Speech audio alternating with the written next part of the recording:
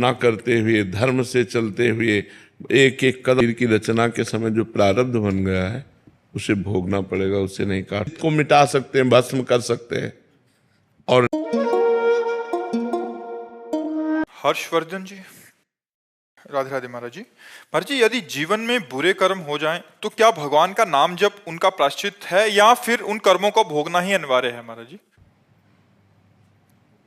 भगवान के नाम जब से तो नष्ट हो ही जाते हैं, लेकिन वर्तमान के बुरे कर्म, जो कर्म प्रारब्ध बन गया है वो नहीं, वो भोगना पड़ेगा। जैसे कि पिछले जन्म के जो भी बने हुए, वो जिनमें से जो प्रारब्ध बन गया है, इस शरीर की रचना के समय जो प्रारब्ध बन गया है उसे भोगना पड़ेगा, उसे नहीं काट सकते। बड़े बड़े संतों को भोगना पड़ता है।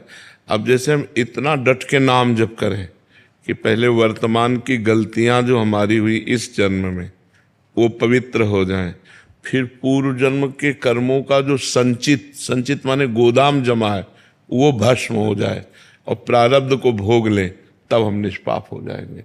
बहुत बड़ा कार्य है।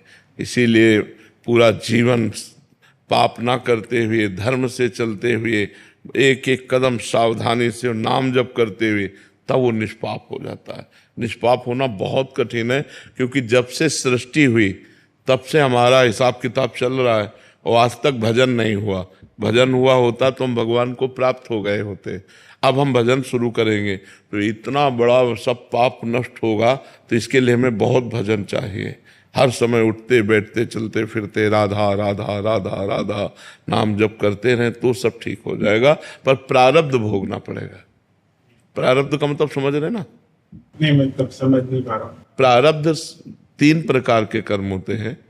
एक क्रियमाण, क्रियमाण कहते हैं जो इस समय आप कर रहे हैं, वो 2 प्रकार के होते हैं, एक पाप और एक पुण्य। क्रियमाण जो अभी वर्तमान में आप कर रहे हैं इस जन्म में, ठीक है। संचित कहते हैं जो करोड़ों जन्मों के पाप और पुण्य जहां एकत्रित हैं आपके, उस रजिस्टर को संचित कहते हैं।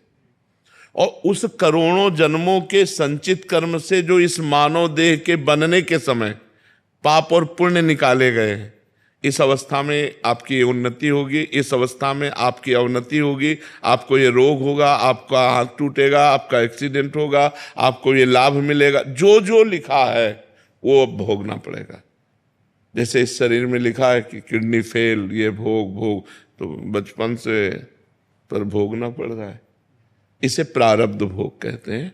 ये बहुत वज्र की लीक होता है, इसे भोगना पड़ता है। तो हम भजन करके संचित को मिटा सकते हैं, भस्म कर सकते हैं, और को मिटा सकते हैं, भस्म कर सकते हैं, और क्रियमाण को सुधार सकते हैं कि पाप कर्म ना हो, लेकिन प्रारब्ध को भोगना पड़ेगा। इसीलिए कहते हैं कि देखो भजन करते हुए वो दुख भोग रहा है, उसको क्या लाभ मिला? लाभ तो मिला, उसका अगला संभल गया, पिछला संभल गया, वर्तमान में जो प्रारब्ध भोग आया उसे भोग के काट दिया, अब वो भगवान को प्राप्त हो जाएगा। जैसे आप कहते हैं ना कि नाम जपने से तो राधा रानी का फिर वो रजिस्टर पूरा फाड़ फेंकते हैं। हाँ, तो वो रजिस्टर को संचित कर्म, रजिस्टर को संचित कर्म, अभी आप ध्यान से सुनो, अभी कहा ना, जो हमारा पुराना रजिस्टर जमा कई जन्मों का, उसे संचित कर्म कहते हैं। वो नष्ट हो गया। जो नया कर्म हो रहा है वो लिखा नहीं जाएगा, लेकिन जो लिख दिया गया उसको तो भोगना पड़ेगा। जो हमारे भाग्य में लिख दिया गया उसे भोगना पड़ेगा।